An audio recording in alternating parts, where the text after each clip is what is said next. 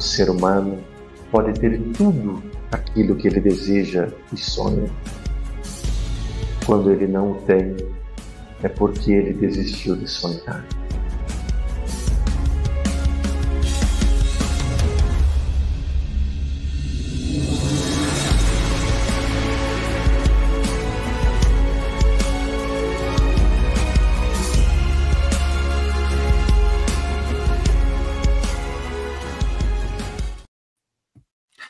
Salve, salve, meus queridos e amados irmãos, sejam todos muito bem-vindos a mais um trabalho aqui de entrega, de carinho e de esclarecimento.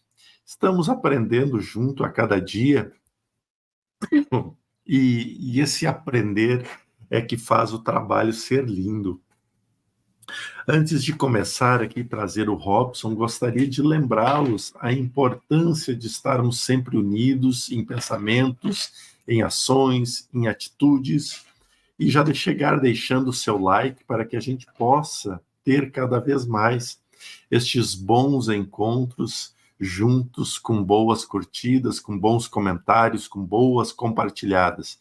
Então faça isso, chama o vizinho, chama o amigo, chama o periquito, traz todo mundo aqui para a nossa live de perguntas e respostas, e até sem pedir autorização para o Robson. Hoje eu coloquei ele na thumb, pedi para colocar o Robson na thumb, estampar.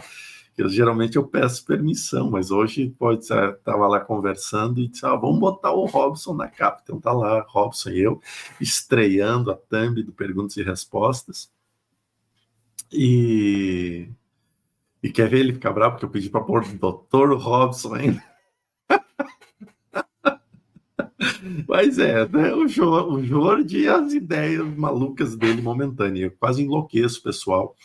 E para vocês terem uma ideia, na segunda-feira, quando a gente decidiu ficar... Maria Emília, ficou bem o Dr. Robson.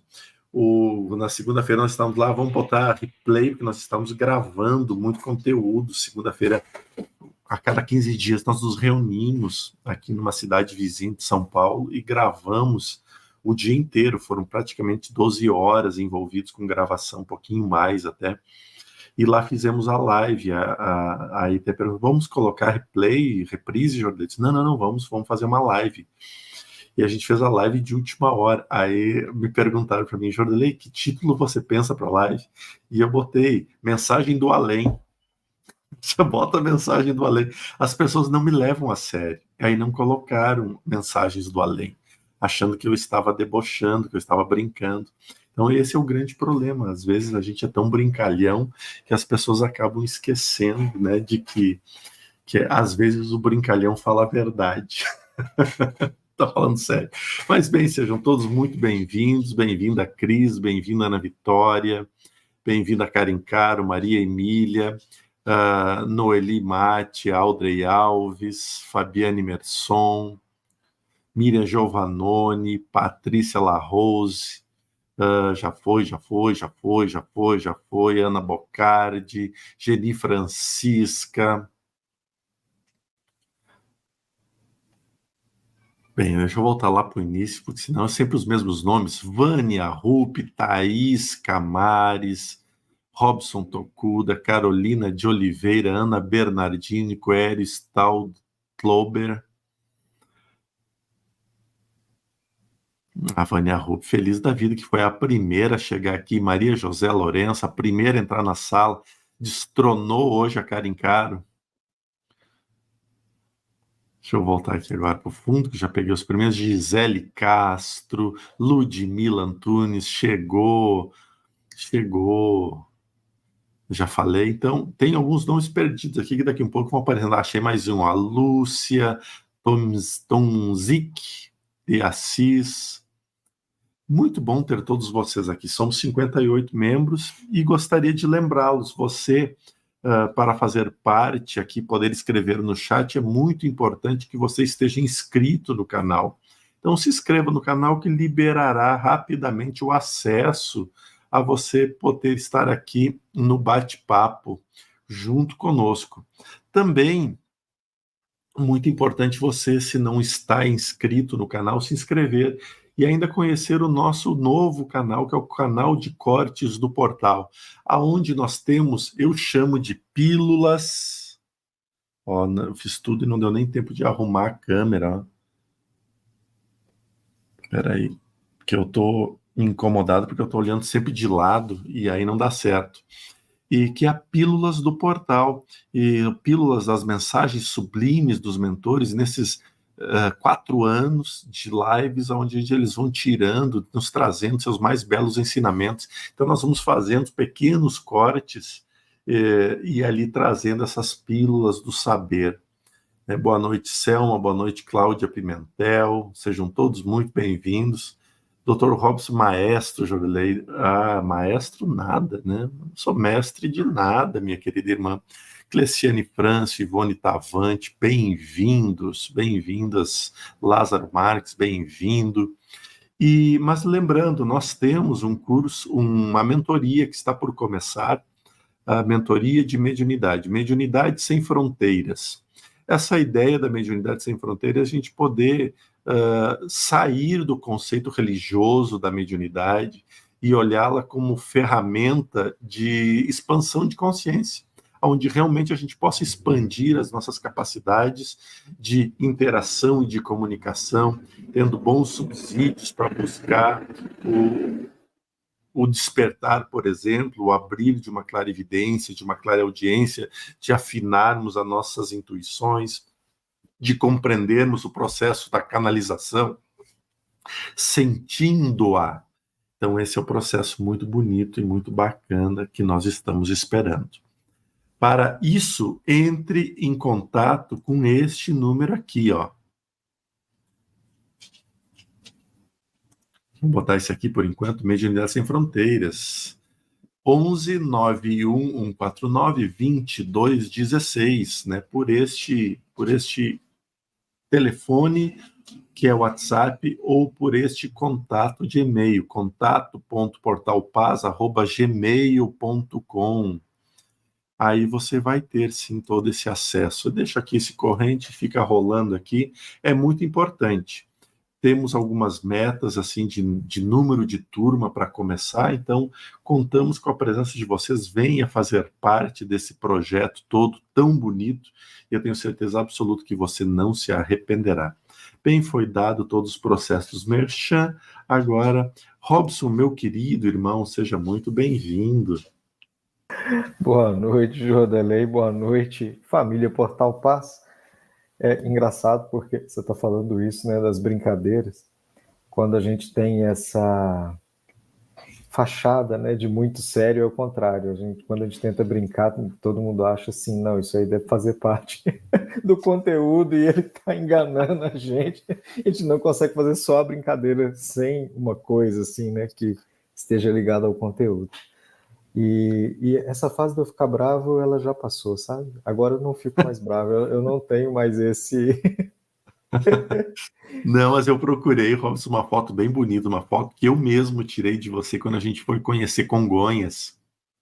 Ah, tá A gente vendo? tirou na igreja, lá na igreja, depois a gente foi ver os processos, as estátuas do Aleijadinho, depois fomos lá conhecer o museu, né, do Zé Arigó, um trabalho um negócio muito, foi uma viagem muito bonita, assim, muito bacana, cheia de coisas muito boas do Robson e minha. E ali lá tirei uma foto, ele disse, gostei dessa foto, né? O Robson está bem sorridente, então a gente pegou aquela lá. Tá Foi bem vendo? escolhida, Robson. Igreja de Bom Jesus do Matozinhos, né? É. Das obras do Aleijadinho. Lá no começo do canal tem um vídeo da gente comentando sobre o papel do Aleijadinho na missão do Arigó, né? É. E tem várias fotos do próprio Arigó lá com as estátuas, né, de Jesus que o Aleijadinho esculpiu. Às vezes a gente acha que tudo é em pedra e tem muitas que são em madeira e com uma pintura que dá um tom realista, parece que a estátua está viva mesmo, né? Não, é impressionante. E eu acho que uma das coisas que eu gosto muito desse processo todo é quando a gente pode ir lá e conhecer e viver a energia do local. Né? E não é só, por exemplo, então lá estava Arigó, então a energia é boa. Lá estava Aleijadinho, que é um espírito esclarecido, e então é boa. Não. Existem pessoas, existem histórias, existem construções, existe muitas dores guardadas em paredes, ou seja, através da história, né? Então, tudo isso a gente vive lá. E uma das coisas muito importantes, até dando uma pincelada em relação à mediunidade sem fronteiras, é que a gente não se dá conta que todos os lugares que nós vamos está impregnado de energia. E essas energias, principalmente essas históricas, elas reverberam em nossas auras por onde nós passamos. Então, por exemplo, eu fui conhecer lá, eu estive nesse local. Eu e o Robson estivemos lá. O Robson já foi várias vezes lá, mas eu foi a primeira vez. Então, esse primeiro contato, as minhas auras, elas ficam sedentas de conhecimento e de energia. E ela fica passando pelos locais e fica absorvendo aquela energia. Então, eu começo a aprender de uma forma energética, não de uma forma consciente. Quando eu falo consciente, não tem nada a ver com mediunidade de apagar, mediunidade, não. É de eu ter o conhecimento consciente e ativo. Não, esse conhecimento ele fica preso em nossas auras, ele fica reverberando, encontrando oportunidades para acoplar o conhecimento. E no momento que o conhecimento acopla, aí o conhecimento passa a ser consciente, passa a estar no corpo consciente, né, da pessoa. Então, todos os lugares que nós vamos, por isso é muito importante as leituras que nós fazemos, os filmes que nós vemos, né, os programas que assistimos, mas, acima de tudo, as visitas que fazemos. Tudo isso tem uma importância muito grande para o nosso conhecimento.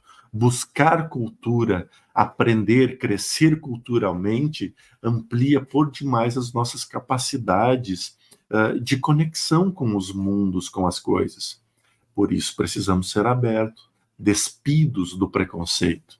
E isso é um dos caminhos que eu sempre recomendo a todo mundo. Eu já tinha visitado a igreja e as capelas, né, onde estão as estátuas, então as figuras de Jesus e tudo, mais vezes. Mas o Museu do Arigó foi a primeira vez que eu visitei, né?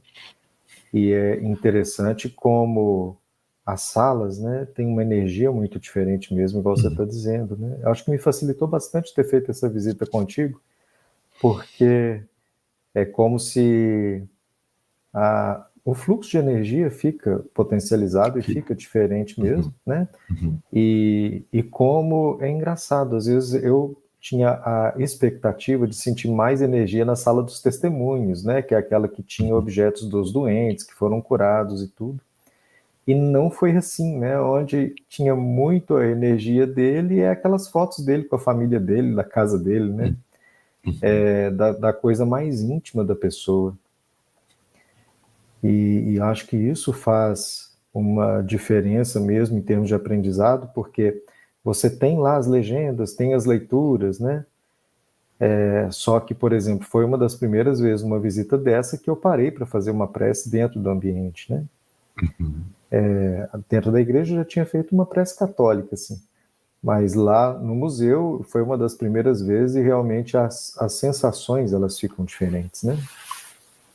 Muda radicalmente tudo. Até porque o trabalho mediúnico dele, ele passou por uma asepsia. Não ficou energia presa ali dos trabalhos, né? A espiritualidade trouxe, movimentou e fez a asepsia. Agora, da família dele, que fica a emoção, fica a emoção dos filhos, da esposa, dos parentes, dele mesmo. Aí isso fica. É bem interessante essa percepção. E eu lembro que depois eu e o Robson, a gente saiu, porque em cima tem um outro museu, né? Que é o Museu da Cidade. Né? E aí ali estava densa a energia, ali estava muita coisa guardada. Aí quando a gente desceu tinha essa tranquilidade, essa serenidade em termos de energia. Mas foi uma experiência muito bacana, assim como a experiência depois da casa do Chico, mas aí a gente pode falar num outro dia, num outro momento, né, em Pedro Leopoldo. Mas já que você entrou nesse assunto, e já que a gente está muito batendo papo, né? Você está falando que a energia estava densa na sala dos devotos, né? Ali do lado da igreja, onde tem como se fossem aqueles objetos que as pessoas testemunham as curas que elas tiveram, né? Exato. E algumas eram do Arigó e outras eram ligadas à promessa, né? Essa coisa de catolicismo mesmo. E a energia era muito diferente. Você acha que era por causa dos objetos deixados ou era por causa do tipo das de lamentações. aflição? das lamentações. As pessoas, quando elas vão buscar, isso é uma das coisas que a gente precisa trabalhar de uma forma consciente. As pessoas, quando vão buscar alguma coisa, elas... Claro que ninguém, quem está buscando saúde, principalmente, não vai chegar sorrindo, alegre e tudo.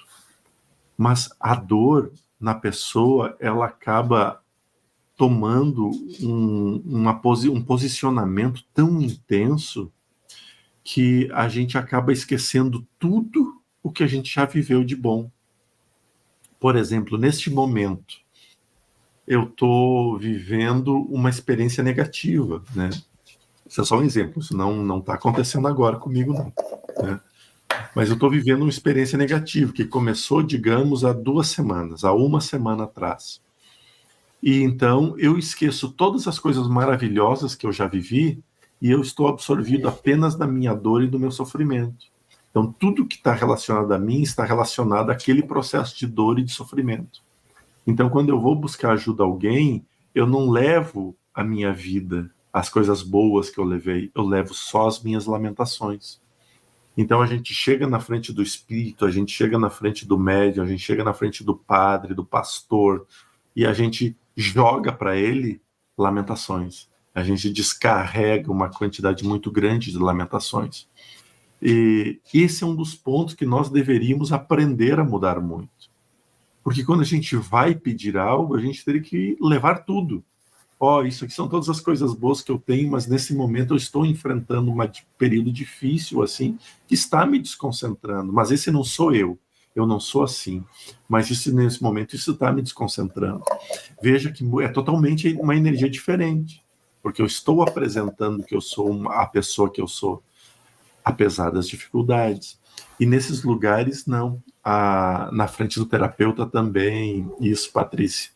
Principalmente na frente do terapeuta. Então a gente vai e joga apenas as coisas ruins. Hoje eu atendi de tabelinha, né? Atendi um rapaz que mora na Europa, que teve um surto. E aí, no momento do surto, ele só dizia assim: nossa, eu só faço coisa errada, como que pode, assim, ter tanta coisa errada, eu só faço merda, né? Faço tudo errado, não sei o que, não sei o que, e como que pode todo mundo não passa por isso? E aí a minha primeira resposta para ele foi dizer o seguinte: calma, para. Você só faz merda? Não. Para. O que passou, o que você fez ou deixou de fazer nesse momento não importa em nada. Porque já foi, já fez. Então não importa mais isso. Isso já passou. Agora, o que nós vamos fazer daqui para frente para arrumar isso? Eu ficar me lamentando as coisas ali atrás que aconteceram? Não tem como. Agora, daqui para frente, o que a gente pode fazer para que isso seja transformado? Então, é uma vida olhada como direção. Porque quando a gente olha só para trás ou olha só para frente, a gente não tem direção nenhuma. Porque para frente não me interessa, para trás muito menos. Porque para trás vai me atrapalhar e para frente vai me desfocar. Eu vou ter que ter alguma coisa agora, aqui e agora. O que eu... Fiona, tu tá estragando o negócio aqui, minha filha. Ela dá uma rabada, mexe na câmera, mexe na luz e me olha com uma cara de que eu estou errado e não ela, né? Então, quando a gente olha essas coisas, a gente precisa estar focado agora, tá? Eu fiz coisas equivocadas? Sim, fiz. Ponto final. Eu devo? Sim, eu devo. Mas agora é como que eu vou pagar? Pensando em dívida material mesmo. Eu fiz, tá? Como que eu vou pagar?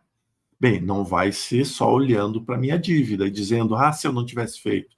Se eu não tivesse feito. Eu gosto muito do ditado que tem lá em Getúlio Vargas, né? Que um tio meu que dizia: se urubu cantasse, estava na gaiola, porque é o único passarinho que não está em gaiola, né? Então não adianta ficar se. Isso não, se não existe. Não existe o que aconteceu. E então, se aconteceu isso, como que eu vou fazer? Bem, primeira coisa, eu vou ter que trabalhar. Vou ter que trabalhar, vou ter que buscar muitas coisas, vou ter que transformar outros tantos. Então, esse é o caminho. Então, quando a gente vai nesses lugares, leve contigo as coisas maravilhosas que tu tem. A cura, ela se dá, ela se processa por tudo de bom que nós entregamos. Se eu me acho a pior pessoa do mundo, eu olho para trás, eu sou a pior pessoa do mundo sempre, bem, eu já estou dizendo para Deus, boa, abandona porque não tem o que fazer. Tu vai me curar e eu vou avacalhar com tudo de novo. Porque é isso que tu está dizendo energeticamente. Agora, se você vai dizer, não, ó, eu sou uma boa pessoa, mas agora eu estou pisando na jaca. E eu não quero estar sempre pisando na jaca. Eu já enjoei de comer jaca. Né? Quem sabe agora eu vou pisar numa melancia, num melão, sei lá, vou pisar em outra fruta para poder comer outra fruta, pelo menos. E aí a gente entra num conceito muito melhor, realmente de transformações. Esse foi um dos grandes pontos que eu vi lá nas Lamentações que me pesou muito, sabe? Eu acho que esse tipo de postura é uma prisão mental mesmo, né? Porque a gente fica repetindo a mesma coisa, igual você disse, e às vezes imagina que na repetição vai encontrar uma resposta, um sentido, né? E às vezes quanto mais a gente repete, menos sentido a gente encontra. Mas eu acho que esse aquecimento tá ótimo, você já deu uma mini palestra.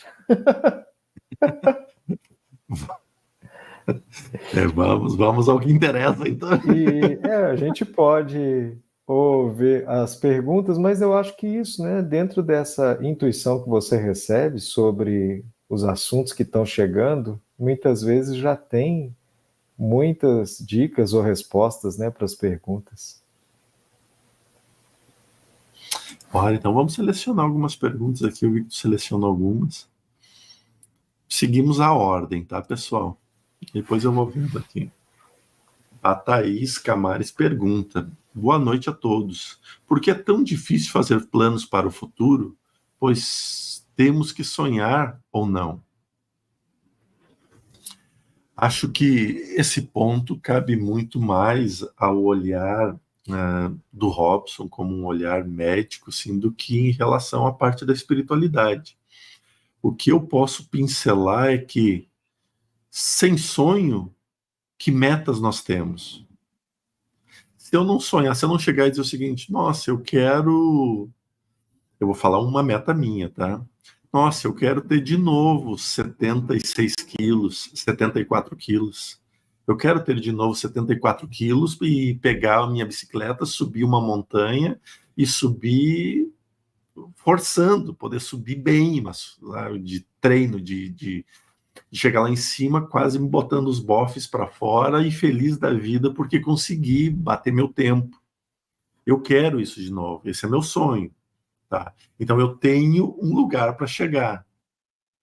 Para mim chegar nesse lugar que é meu sonho, o que eu vou ter que fazer? Bem, eu vou ter que largar o sedentarismo, eu vou ter que largar as minhas práticas perniciosas que eu criei ao longo do tempo.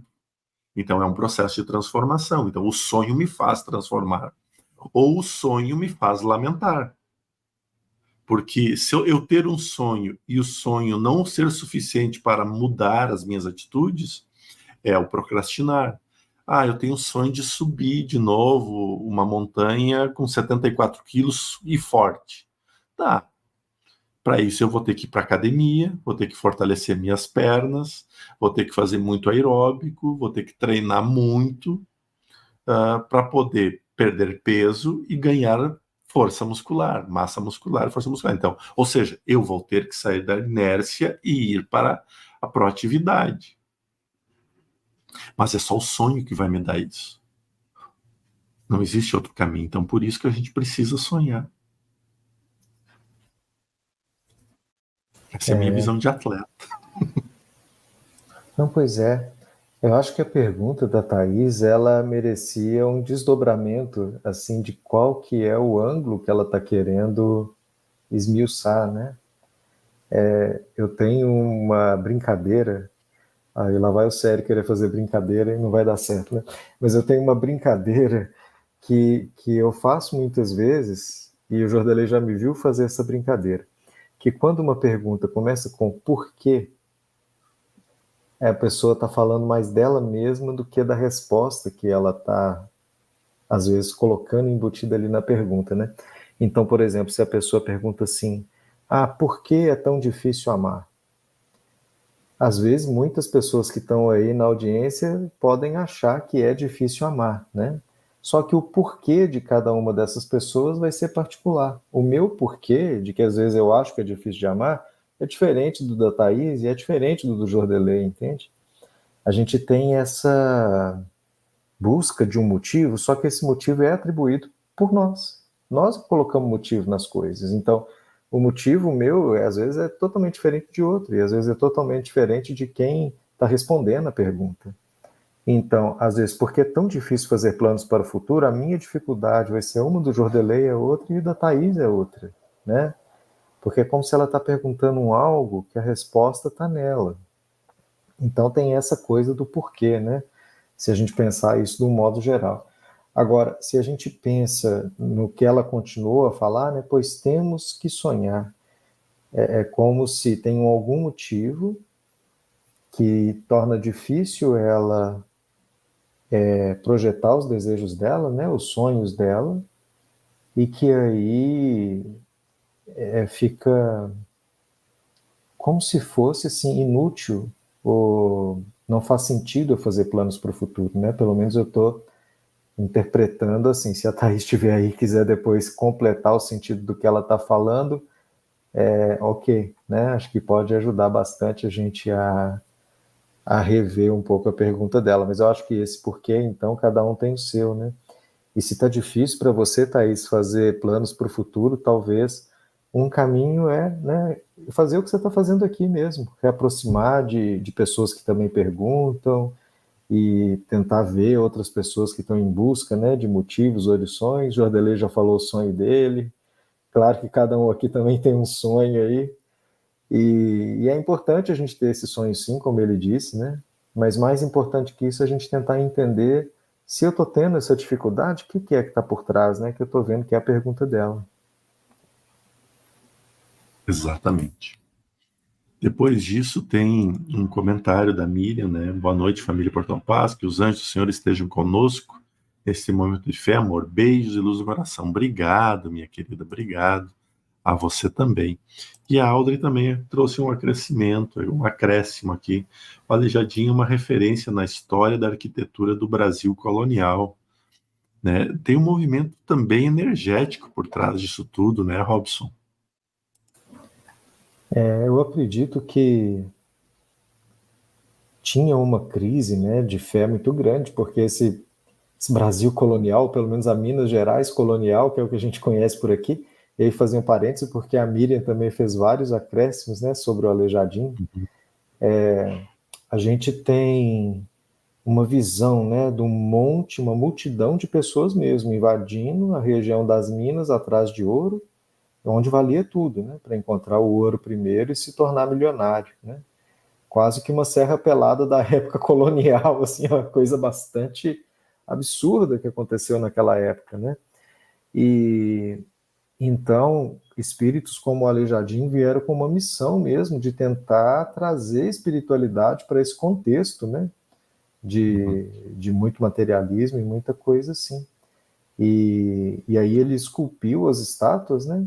1860, um período assim que o ouro já estava acabando, que as pessoas estavam buscando uma resposta, o que vai ser quando acabar as minas, né? E essa fé, assim, então, muito da lamentação, igual você disse, né, Jordelê, ficou embutida ali naquele lugar. E foi uma das coisas que o espírito do Aleijadinho falou quando ele foi um dos mentores da missão do Arigó, né? Eu preciso quebrar essa rigidez religiosa que está aqui. E as minhas obras, né, são maravilhosas, né? As estátuas, quem está lá e visita, vê mesmo como são maravilhosas as estátuas, mas elas estão sendo âncoras para essa fé de lamentações, né? E Perfeito. então ele queria algo que quebrasse isso. Pode falar. Não, perdão, é que eu estava aqui vendo a Thaís, ela completou em relação à pergunta dela, e aí a gente foi por um viés de até um pouco diferente. Ela agradeceu a resposta, ela falar em relação às mudanças planetárias que estão falando, né? E em relação às transformações planetárias... Então aí virou o prato cheio pro Jordelei, manda brasa. Não adianta sonhar. Não adianta sonhar. Porque a primeira resposta que nós demos, ela faz referência às transformações planetárias. Porque a gente não vai poder sonhar com o planeta que vai ser em 2050. Porque tem muita transformação para acontecer até 2050. Mas a gente pode sonhar com a transformação, a transformação planetária que pode ocorrer em mim até 2028, 2030, não seja, nesses próximos anos aí, eu posso saber que transformação planetária eu posso fazer dentro de mim.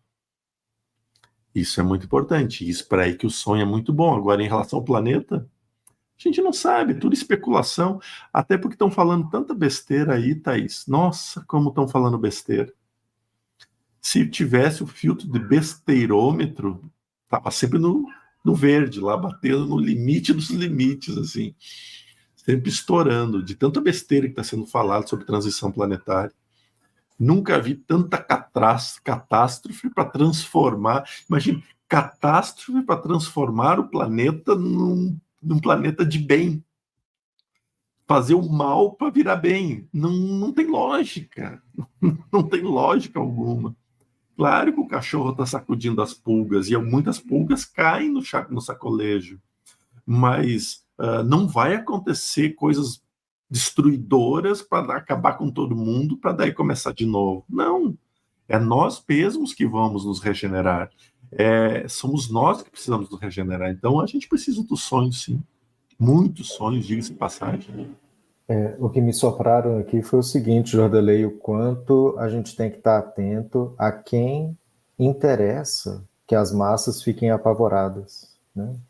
O quanto as pessoas às vezes fazem movimentos de manada, né? Porque eu estou querendo controlar a manada, então eu dou um tiro de um lado porque eu quero que a manada corra para o outro, né?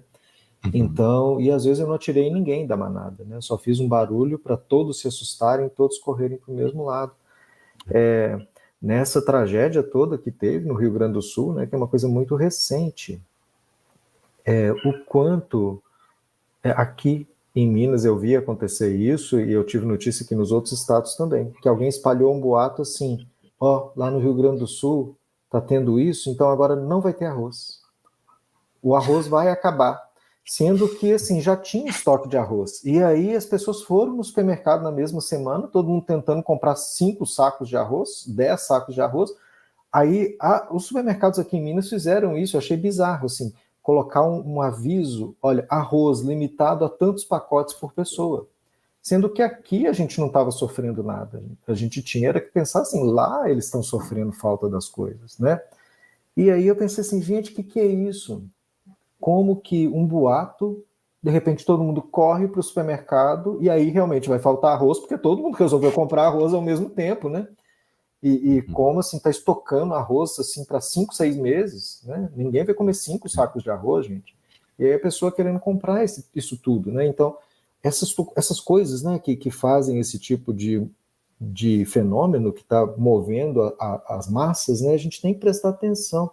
E tem muito canal que realmente só quer volume de visualização. E eles colocam lá, né, as coisas mais absurdas, porque sabe que isso vai atrair uma audiência. Mas é uma audiência, igual o Jordelei falou, né, de sala de pessoas apavoradas e desequilibradas, né? Então é uma coisa meio assim. Eu vou ser polêmico agora, tá? Eu sei que isso aqui vai dar, se alguém tiver mal intencionado, até um corte polêmico.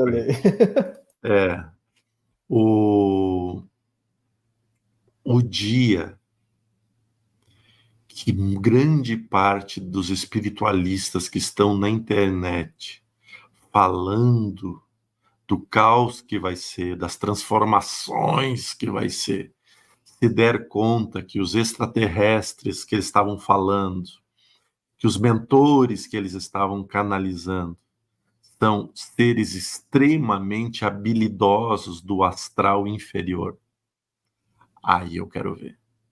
Aí sim eu quero ver. Porque é bem isso, é estouro de manada. Está se falando um negócio para todo mundo correr para desestruturar. A ação, o resultado da ação é desestruturar. Benfeitor nenhum vai desestruturar. A espiritualidade de luz que nos rodeia não vai nos desestruturar, jamais. Vai nos agrupar, vai nos cuidar, vai zelar. Agora, sai lá, vai todo mundo, ei pessoal, ó, vai morrer 80% da população. Por favor, já começa que a espiritualidade de luz sabe que ninguém morre, que a vida continua. Então eles não estão preocupados, a espiritualidade de luz não está preocupada se tu vai estar aqui no plano terreno, se tu vai estar no mundo espiritual, eles não têm preocupação nenhuma com isso, porque você é você, aqui ou lá. Então as suas transformações vão ocorrer aqui ou lá, então eles não estão preocupados. Você acha que eles vão vir aqui alardar, vai morrer 60%, vai morrer 200 mil pessoas, não sei o quê. Eles vão fazer isso agora. Morrer 200 mil pessoas causa um caos, porque eu não quero ser um dos 200 mil. Então eu vou começar a entrar em estado de alerta, me cuidar de tudo está errado, tudo isso aqui. Quem que faz isso? Quando eu estou em alerta e preocupado, eu me desligo da espiritualidade de luz. Eu me ligo ao medo, eu me ligo ao nervosismo. Com quem eu estou? Veja as sábias palavras do Oikenaz. Me digas o que pensas, que te direi com quem andas. O Oikenaz é muito sábio nas palavras. É verdade, né? E desdobrando isso aí que você falou, Jordelei, uma das coisas que eu tenho percebido sobre esse tipo de movimento, né, está causando é justamente aumentar a energia densa em volta do pensamento das pessoas, né? Porque elas perdem a esperança, elas perdem a perspectiva. Você vê a pergunta da Thaís, né? Assim, então nem vale a pena fazer plano para o futuro, nós vamos parar de sonhar, né? Por causa de uma previsão, assim. E você veja, né? A última coisa que realmente teve um impacto global que foi o Covid, e foi uma coisa assim que pegou todo mundo de surpresa, porque não teve profecia, não teve gente conseguindo ventilar, olha, vai aparecer uma epidemia que ninguém vai poder sair de casa, né? Então, a gente vê o quanto tem mesmo um movimento denso em volta das coisas, né? Então, a gente tem esse tipo de alarde, ou de sutileza, ou de ardil, né? De estratégia das trevas mesmo. Então, a gente que está tentando esclarecer, eu não acho que é polêmico não, sabe, Jordelei? Porque você não falou nada sobre fulano ou ciclano. Você falou de que tem canais que fazem isso. Se alguém vestir a carapuça, se couber direitinho na cabeça, então tá. Então ponha na cabeça e saia desfilando, né? Nossa. A outra coisa assim que eu dou risada demais, Robson, eu dou risada, né? Nos meus bastidores eu dou risada. Apareceu não sei quem na minha frente e mexeu no meu DNA. Por favor, vai contar história para mãe dormir em outro lugar. É voltar a acreditar em Papai Noel, pelo amor de Deus, né? Porque a gente nasce com DNA. Nosso corpo é formado por um DNA. Porém, do que adianta eu arrumar um toca-fita se eu não tenho mais fita em casa para tocar no toca-fita? Quando eu não tenho mais fita cassete nenhuma, eu vou arrumar um toca-fita para quê? Aí o pessoal já vai, os jovens vão saber a minha idade. Então, o corpo mexer no meu DNA só mexe no meu corpo. Por que eles vão mexer no aparelho se o ser imortal não tem o DNA? Não precisa desse tipo de DNA que está se falando de mudar células do corpo. Então, a gente vai perdendo a lógica das coisas, né? Mas, bem, não vamos entrar por aí, que tem mais perguntas aqui. Não, tá certo. Eu tenho vezes que eu dou cada gargalhada. Isso aí é comédia, assim. Boa noite, Jordilei. A doença, a rinite alérgica, tem um lado espiritual? Gratidão. Ana, eu já acompanho essa tua pergunta há muito tempo. Sim e não, tá? Todas as doenças manifestadas no corpo, elas trazem um reajuste espiritual, porque a gente vai precisar se adaptar diante de um problema. Ou eu poderei melhorar com o problema, ou eu poderei piorar com o problema. Por exemplo, tenho rinite e passo reclamando a vida toda da rinite. Então já entendeu que a aprovação foi pro saco, né? Porque eu reprovei na aprovação. Já reprovei na aprovação. Por exemplo, as pessoas me perguntam, Jorley, tu ainda tá com dor? Tô com dor, tô tomando novamente um novo ciclo de corticoide para aliviar as dores da chikungunya. E aí, nossa, mas isso não vai passar? Eu disse, calma, vai. Eu dizendo, calma, claro que vai. Todo mundo fala, os médicos falam, os estudos falam que dura um ano, que mais ou menos um ano passa. Então, não me falta mais um ano, tá me faltando só 8 meses. Menos que uma gestação, então daqui a um pouco está resolvido. É a maneira que eu levo ao problema, porque eu preciso enfrentar. Dói para caminhar? Dói, mas é só caminhar mais devagar. Dói para fazer alguma coisa? Dói, mas é só fazer mais devagar, que está tudo resolvido. Então, quando a gente leva a doença como alguma coisa, já que eu não sei o motivo, porque eu não sei o motivo por que ter que passar por isso, mas por algum motivo eu tenho que passar. Então, eu vou passar com hombridade, né, com amor, com respeito. E a rinite, nós podemos pensar no seguinte, não só a rinite, como outros problemas, né, que bate quando o tecido esponjoso no nosso nariz cresce, né, se dá por descuido nosso. Porque a gente vai lá, fica mal vestido no frio, vai para a chuva, não se cuida, cria um processo inflamatório nos sinos.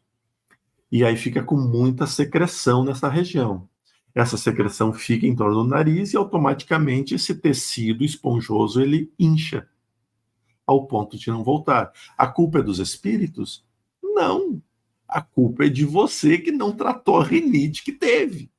Passou 5, 10, 20 anos com a rinite lá, não tratou. Aí vem, puf, incha, dificulta a respiração. É minha aprovação. Não, não é tua aprovação. Isso é escolha tua. Foi tu que não te cuidou. Eu tô com rinite. Tudo bem. O que tu tem feito para tratar a rinite? Ou você só lembra da rinite quando tem problemas de pólen, de inúmeras outras coisas? Faz questões espirituais, mas as questões espirituais é como eu vou lidar com ela. Eu posso melhorar ou eu posso piorar. Eu acredito em um facilitar a resposta do outro, né? E a tua resposta foi muito bacana e me abriu a cabeça aqui para fazer uma relação que eu não tinha pensado quando eu tinha lido a pergunta e tinha elaborado uma resposta só mental na minha cabeça, né? Mas tem uma passagem interessante no livro Nosso Lar, que André Luiz, ele tá lá, né? Já tinha sido resgatado e estava lá na colônia em tratamento, e ele estava querendo se mostrar saudável, né? Para poder conseguir um cargo de médico. E lá os mentores já tinham falado para ele que ele ainda não ia, né, conseguir esse cargo, porque a medicina espiritual é outra coisa. A medicina espiritual é outra coisa.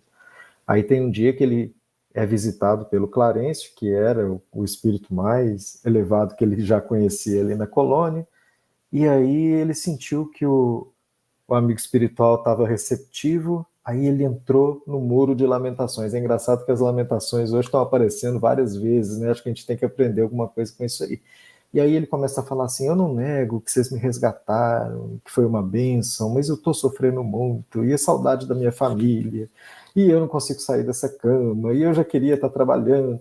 Aí ele começa, né? Lamentar, lamentar, lamentar, lamentar, e o mentor está só escutando. E aí ele deixa ele debulhar, né? Todas as lágrimas, debulhar tudo. E aí o mentor espera ele acabar, e quando ele acaba, né, que ele não consegue mais lamentar, ele fala assim, você já terminou? Deixa eu te explicar uma coisa. Aqui no plano espiritual, a queixa é considerada uma doença, e uma doença grave, porque a pessoa que só queixa, ela não sai do lugar, né? E aí ele explica, né, como que funciona essa coisa das emoções estarem doentes, né? E depois, no final, ele vira para o André Luiz e repete a pergunta, né? Então, como é que você está? Você está melhor? Que ele tinha chegado com essa pergunta e o André Luiz debulhou em lamentação, né? Aí o André Luiz respira assim, tem uma outra chance, né? E falou assim, não, graças a Deus eu estou melhor e cada vez eu vou trabalhar para melhorar mais, né? O que eu estou querendo chegar, né, quanto à relação, com relação à pergunta da Ana? Se a gente pensa que o que adoece é a nossa estrutura toda, não adoece só o corpo, ou não adoece só as emoções, ou não adoece só o espírito. As doenças são do todo, né? Então, o meu espírito, o meu corpo mental, o meu corpo emocional e o meu corpo físico, eles adoecem juntos. Né? Não é como se assim, o corpo físico está tendo uma rinite e ele que se vire. Sempre tem uma raiz que está transitando entre todos esses níveis, né? As minhas emoções, os meus pensamentos e o meu espírito. Então, se a gente sente, né, dessa maneira, aí fica mais fácil a gente entender que tudo vai ter uma correlação. Agora, qual dos corpos começou a doença, aí isso é uma outra história, né? Mas sempre que a gente for tratar, se a gente tratar dos 4, vai ser um tratamento muito mais eficiente. Então, numa doença, por exemplo, que a gente acha que é só na mente, igual a depressão, né? E eu já vi perguntas sobre remédio antidepressivo. Eu tenho que entender assim, não é como se só as minhas emoções estão doentes. O meu corpo, as minhas emoções, os meus pensamentos e o meu espírito estão doentes, né? Então, se eu tiver uma ajuda física, uma ajuda emocional, uma ajuda mental, no sentido de eu estudar ou começar a me empenhar naquilo, e uma ajuda espiritual, eu tenho uma ajuda que vai ter bem mais chance de me curar realmente, né? Então, acho que é um pouco aí. Exato. Todas as doenças têm tudo. Exatamente, exatamente. Acho que só precisamos analisar o que se repete como autossabotagem para o processo da cura interna. O que acha disso?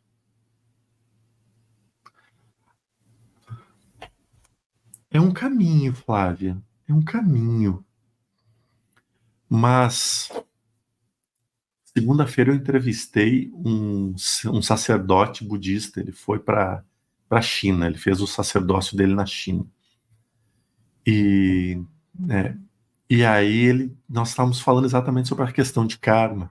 E ele disse, é impressionante como no Ocidente se perdeu totalmente, está equivocada a situação de karma. E por que eu estou falando? Eu sei que tu não falou de karma coisa aqui, mas tu usou uma palavra, esse verbo aqui que tu colocou, analisar. Me chamou muito a atenção, porque analisar, nós analisamos tudo. Então não se trata de analisar, se trata de nós colocar o karma. E por que agora eu vou botar essa palavra karma? Porque segundo o Luiz Antônio, o sacerdote, né, budista, karma é ação. Então a gente precisa analisar, mas em seguida botar uma ação sobre isso. Porque se a gente fica analisando, eu analiso isso, daí amanhã eu analiso outra coisa, aí depois da manhã eu analiso outra coisa, e eu fico só na análise.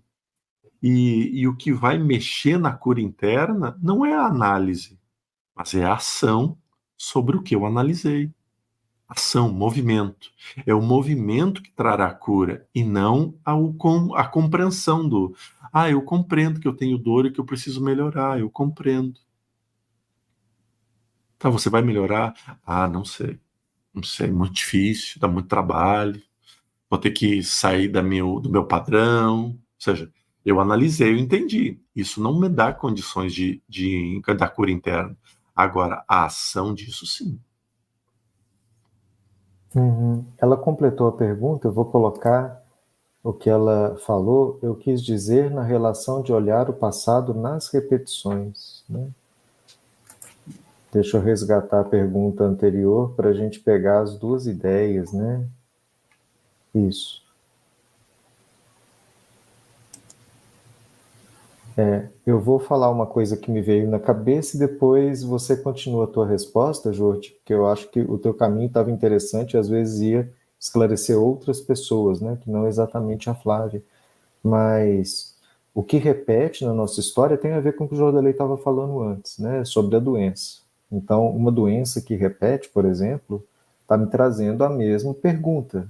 É uma pergunta, né? Um comportamento que me faz sofrer também é uma pergunta. Então, e é uma pergunta que eu estou fazendo para eu mesmo, né? Então, nesse sentido, sim, eu acho que a gente precisa analisar, como você diz, né, Flá? Mas, para além de analisar, está me chamando muito essa autossabotagem como o centro da tua colocação, sabe? Mesmo que você está falando em termos de olhar o passado. Porque quando a gente conclui que uma coisa foi autossabotagem, a gente está falando de um mecanismo, né? Que é um mecanismo de eu querer que eu mesmo me dê mal. E esse tipo de movimento de eu mesmo querer que eu me dê mal, às vezes está muito relacionado com outras coisas que a gente está mal acostumado a fazer, né? Como culpa, como, de uma certa maneira, ter uma síndrome de Deus, né? Achar que eu sou responsável por tudo, que eu tinha que dar jeito em tudo, que eu é que sou culpado pela dor das pessoas ou até pela minha própria dor. E, e aí essa questão da autossabotagem, ela é muito mais profunda porque ela divide em muitas outras dúvidas internas que sempre a gente carrega, né? Sobre o nosso papel no universo, sobre o sentido das coisas, sobre qual o meu valor, sobre quais os meus traumas, né? Então, tudo isso tem a ver com eu conseguir conhecer eu mesmo, né? Então, a gente cai naquela história do autoconhecimento, sabe? Analisar eu mesmo, né? Tudo que tem essa palavra auto quer dizer eu mesmo. Então, é uma pergunta da gente pensar um pouco mais fora da caixinha, né? Mas eu não sei, então, sobre essa primeira coisa de ver as repetições. Sim, as repetições podem ser uma dica do que eu preciso focar, né? Em termos de eu me olhar. O que está repetindo está me trazendo a mesma pergunta muitas vezes. É.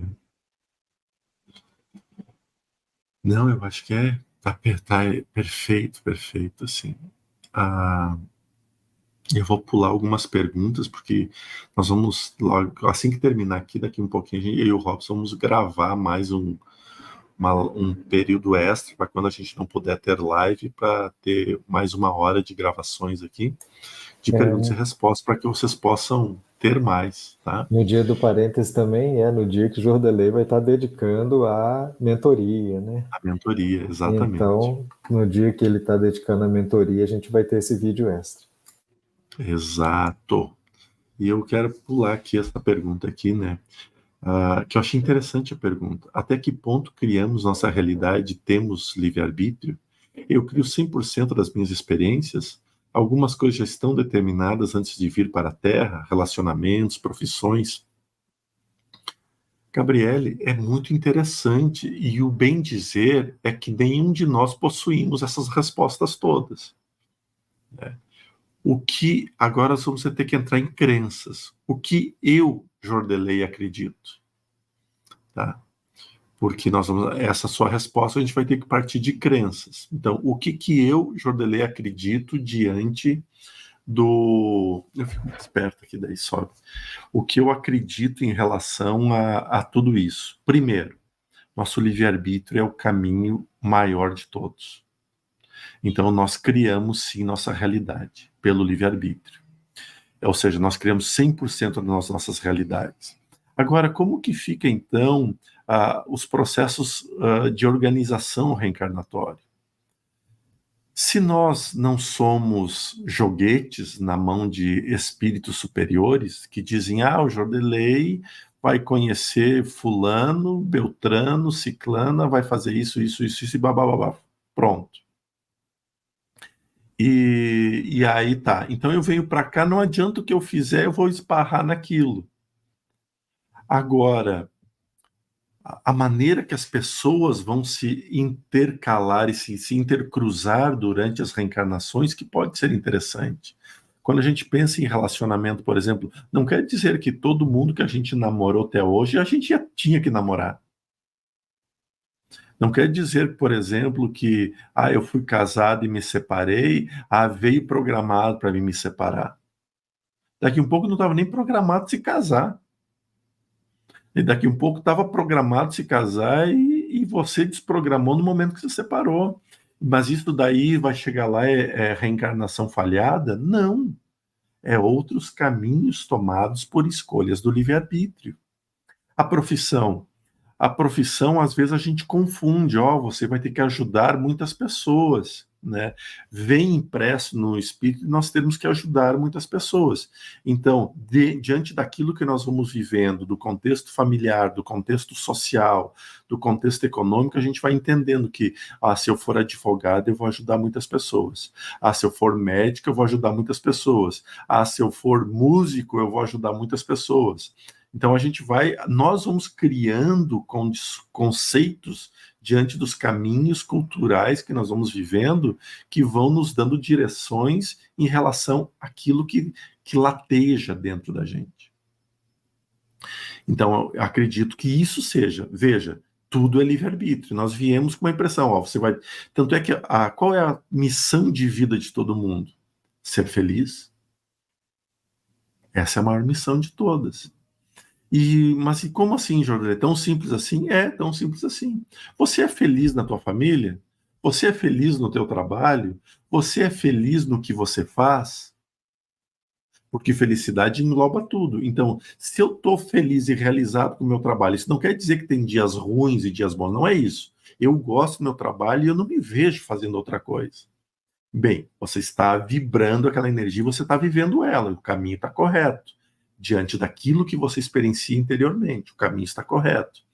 Neste caminho, eu faço mesquinharias ou faço coisas elevadas? Ali é outro livre-arbítrio de escolha, de fazer o bem ou fazer o mal, que entra dentro do trabalho do desenvolvimento seu moral, a sua moralidade em relação àquilo que tu vive, que vai te dar novas escolhas, novos caminhos.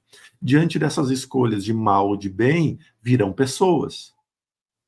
Que tu fez as escolhas, virão pessoas. Poderão ser pessoas que estavam no teu caminho para serem resgatadas, ou pessoas que estavam no seu caminho para lhe ajudar a dar um passo adiante. E um passo adiante muitas vezes é conhecer uma pessoa e dizer, nossa, eu esperava tanto dessa pessoa e essa pessoa não era o que eu esperava. Às vezes isso é o crescimento. Talvez isso seja o crescimento. Então tudo é uma realidade muito aberta. Por isso que eu falei, nós vamos agora entrar em crenças. Por isso, eu creio que o processo reencarnatório se dá desta forma. E não do que, o Jordelei vai vir, aí ele vai ter que fazer 50 palestras em tal lugar, 300 nos lives em outro lugar. Se a gente vem com isso, então é um robô. Então, se eu não fizer absolutamente mais nada, ficar aqui esperando, o mundo vai desabar e eu vou parar dentro de computador ou dentro de uma casa espírita. Agora, se eu acreditar que tudo que eu faço movimenta que algo novo chegue a mim, abre um caminho muito mais amplo para tudo. Essa pergunta é muito interessante porque é uma das grandes perguntas da filosofia, né? Desde lá de trás o homem pergunta qual que é o papel dele. E lá na Grécia Antiga, que tinha aqueles deuses todos, né? O homem achava que ele era muito pequeno, né? Que os deuses tinham todo o poder. E várias passagens, né, da história foram alternando, né? Épocas que aí o homem se achava, tipo assim, agora vamos comandar o planeta. Aí vinha Deus e, não, muda tudo isso aí, porque não é nada do que vocês estão pensando. E já teve muitas vezes o contrário, né? Que aí centralizou demais num Deus punitivo e que estava lá todo poderoso e que o homem não vale nada, né? E hoje a gente está começando a perceber que o equilíbrio das duas posições é que é o mais adequado, né? Mas esse tipo de questão, né, como o Jordelei disse, não vai ser respondido de uma vez só. E eu achei muito interessante, Jordelei, na tua resposta, né, que você trocou a palavra que ela usou, determinadas, né? Algumas coisas já estão determinadas antes de vir para a Terra, né? Não é determinadas, né? Planejadas, programadas, né? Então você usou muito a palavra programadas, então programação reencarnatória. Então está programado uma coisa, mas você pode seguir a programação ou não, né? Você pode chegar no final dessa programação da maneira que vai te fazer elevar ou da maneira que vai te afundar totalmente, né? Então pode estar programado, por exemplo, para você ter recursos materiais. Você pode chegar nesses recursos materiais roubando, mentindo, né? Fazendo falcatrua e fazendo desvio de verba, ou pode chegar nesses recursos materiais através de algo que tem um valor que as pessoas reconhecem e te retribuem. Então, como você chegou nisso, né? Essa é que é a questão importante, não é ter chegado, sabe? Então, por exemplo, a profissão é só uma possibilidade que eu estou falando, uma carta, né? De poder atuar naquela área. Mas ela não é o final da história, ela não é o que está determinado. O que eu estou buscando mesmo é o que essa profissão vai fazer o meu espírito evoluir, né?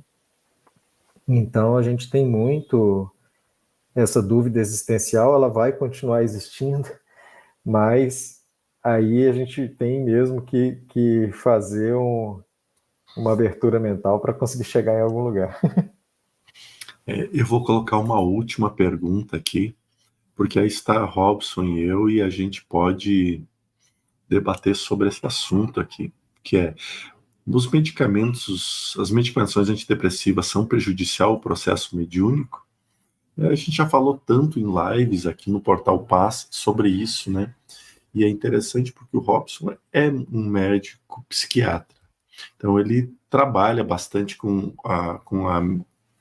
as receitas, né? Com a parte de receituário alopático.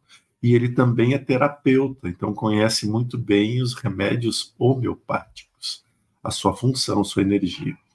E eu sou médium, né? Preciso da mediunidade para manifestar.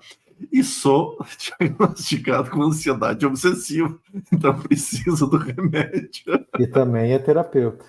E também sou terapeuta. Mas eu achei interessante isso, porque uniu-se a fome com a vontade de comer, sabe? E eu tive muito tempo esse conceito errado de que, nossa, eu vou tomar remédio, eu vou estar meio deslocado da realidade, eu vou estar aéreo, eu vou estar desligado, e aí como que eu faço, né? E isso é mais um dos mitos gigantescos que são falados aí no mundo afora. Por quê? A mediunidade, ela é uma faculdade que encontra-se no corpo físico do médium. A mediunidade está no corpo físico do médium e não no espírito do médium. Tá? Então, tudo que mexe no corpo físico altera as nossas percepções. Então, meu cortisol vai lá para as alturas, né? Outros hormônios vai lá para o fundo do poço. Essa desestruturação hormonal interfere em todo o meu processo mental, em toda a minha força energética, meu poder de concentração, meu poder de reter informações. Por quê? Eu entro em estado de estresse. O estado de estresse me joga um processo de ansiedade, que eu fico sempre pensando na frente. E pensando na frente, eu nunca consigo me centrar no que está acontecendo agora. Veja, eu estou falando de desestrutura hormonal, né, que o Robson vai falar muito bem depois sobre isso. Aí, o comunicante do aparelho mediúnico, que é o corpo, é o espírito, que sou eu. Então, eu entro num corpo doente. Eu tento centrar, mas eu tenho muitas questões espirituais para ser trabalhadas em um corpo em desequilíbrio. Ou seja, alinha-se dois desequilíbrios juntos. No instante que eu faço uso da medicação, a medicação ela vem e realinha essa parte hormonal. Ela reequilibra, ela traz um sossego para o corpo. Ele ajusta, diminui a ansiedade consciente, né? Aquela ansiedade que eu fico, dá uma segurada nela, acalma meus sentimentos, minhas emoções, daquela acalmada. Então, o corpo entra num processo de reequilíbrio, o corpo. O espírito, quando entra, então entra a psicoterapia no processo da cura da ansiedade e da depressão, porque o espírito vai ter que falar. Então o espírito bota para fora, mexe a energia num corpo equilibrado, ambos se equilibram. No instante que a gente está vendo dessa forma, veja, se eu tenho um corpo equilibrado e eu preciso trabalhar mediunicamente, minha mediunidade melhora. Que foi o que aconteceu comigo. Todo mundo dizia, Jordelei, tu vai começar a tomar esses remédios, você nunca mais vai incorporar. Meu Deus do céu, eu comecei a incorporar muito melhor. Muito, muito, muito melhor depois. Mas eu não quero ficar viciado. Nem eu. Muito menos eu. Eu comecei com 7 medicações. Hoje eu tomo 2. Gente, para mim isso é um avanço surreal. De 7 para 2, 5 já se perderam ao longo dessa caminhada. Então, eu não tomo remédio porque espírita não toma. Por favor, não. Ser espírita não é ser bobo. Ser religioso não é ser bobo. A gente não pode confundir as coisas. Então, eu sou extremamente a favor do uso da medicação quando bem dirigida, quando bem direcionada por um médico. Agora, o Jordelei chegar para ti lá, o Jordelei aqui, vem, recebe o Lázaro e diz assim, procura um médico e toma tal remédio. Pô, tá errado. Tá errado. Se o Lázaro um dia fizer isso, eu paro de receber o Lázaro na mesma hora. Porque a função dele não é mexer no corpo, é mexer no espírito. Então, cada um com as suas funções. E a gente precisa ter esse equilíbrio, esses pés no chão para trabalhar. Uhum. Eu acho que aí uma coisa importante é a gente definir um pouquinho sobre a natureza das coisas. Você disse, né, o processo mediúnico, a faculdade mediúnica, ela está no corpo físico, no sentido de que ela é uma percepção, né? Igual a nossa visão está no nosso corpo físico, a nossa audição está no nosso corpo físico, né? A nossa percepção extrasensorial está no nosso corpo físico também, porque é algo das sensações que eu consigo captar. Então, é uma capacidade física, né? E às vezes perispiritual também. Mas é uma ferramenta. Acho que o mais importante sobre a mediunidade é que ela não é uma finalidade, ela é uma ferramenta de comunicação. E as medicações também são ferramentas, né? Então, são ferramentas de busca de uma homeostase, né? Em medicina, isso é uma palavra difícil que eles usam para falar de equilíbrio. O corpo sempre busca um equilíbrio. Então, eu preciso de um equilíbrio. E como toda ferramenta, pode ser mal utilizada ou bem utilizada, né? Então, uma medicação, ela pode ser usada para intoxicar? Pode. Ela pode ser usada para sedar? Pode. Ela pode ser usada até para matar, se eu chego numa dose tóxica ou uso errado? Pode, né? Os remédios, eles têm um risco, é por isso que o médico tem que indicar, porque ele está vendo ali, né, interação medicamentosa, qual dose que é certa, quando você tem que tomar e tal. Então, como toda ferramenta, ela tem bons usos e maus usos. E eu acho que essa que é a grande questão da coisa, né? Se as pessoas elas começam a usar a ferramenta da maneira errada, vai acontecer um resultado muito ruim. Se elas estão usando a ferramenta de uma maneira certa, né, vai acontecer uma coisa muito boa, né? Isso é assim, desde um carro que eu posso ter um acidente ou atropelar alguém, até levar um doente para o hospital para se salvar, né? E todas as outras ferramentas, né, que existem, né? Faca, caneta, revólver, né? Qualquer uma delas são ferramentas, depende da mão de quem que está. Perfeito, perfeito. Nikita, boa noite, chegando agora. As perguntas são temas livres? São temas livres, a gente vai respondendo as perguntas conforme vai chegando. Mas você chegou, infelizmente, na hora que nós estamos encerrando esta live. Muito obrigado a todos vocês, desejo muita luz, muita paz, muita sabedoria a todo mundo. Lembre sempre, meus queridos irmãos, que o melhor caminho é o equilíbrio. Em tudo que você for fazer, o melhor caminho é o equilíbrio. No equilíbrio você encontrará sempre o bom senso para todas as suas escolhas. Então nós deixamos aqui o nosso abraço muito querido, muito sincero, de Robson, de mim, mas o Robson fala por ele também depois. Eu quero deixar um abraço à Nikita, à Cláudia Pimentel, que escreveu muita coisa em inglês aqui, eu estava lá tentando ver se eu decifrava, mas não decifrei nada. Só My Love eu lembro, né, do que é. Patrícia Larose, Audrey, Karen, Ana Vitória, Marina Monteiro, Aline Scheibla, já foi. O André BHMG, Márcia Gianni, Miriam Giovannone, Raquel Romero, Maria Lúcia, Renata Palkowski. Então, em nome de vocês, o nosso grande especial abraço. Obrigado pelas perguntas, obrigado por tudo que vieram. Desejamos a vocês muita luz e muita paz. Contigo agora, Robson. Eu queria também isso, né, destacar aqui os stickers que tiveram do André BHMG Brasil, Liberdade, Trabalho e Fé. Miriam Giovanoni e a Fabiana Batista presenteou 5 pessoas com a assinatura do portal. Muito obrigado, né, pela audiência, por esse carinho com as outras pessoas. E também dizer que a gente está planejando voltar para fazer mais perguntas e respostas. Então, Nikita, não precisa ficar triste, pode voltar no próximo, né? Que agora nós não vamos, por enquanto, pegar as perguntas de lives antigas e tentar responder as que estão aqui ao vivo. E as que a gente não conseguir responder, isso, deixar para uma gravação para o dia que o Jordelei estiver no curso dele, de mentoria.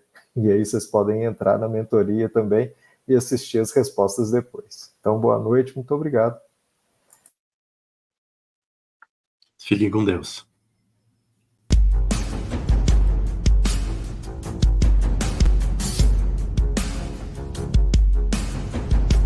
O medo era o mesmo para aquele que tentou, como para aquele que desistiu. As transformações que pedimos em oração ao Criador serão alcançadas no instante em que nós nos lançarmos em ações e atitudes para conquistá-las. E é nesse momento que podemos vos assegurar que o céu não tem limite.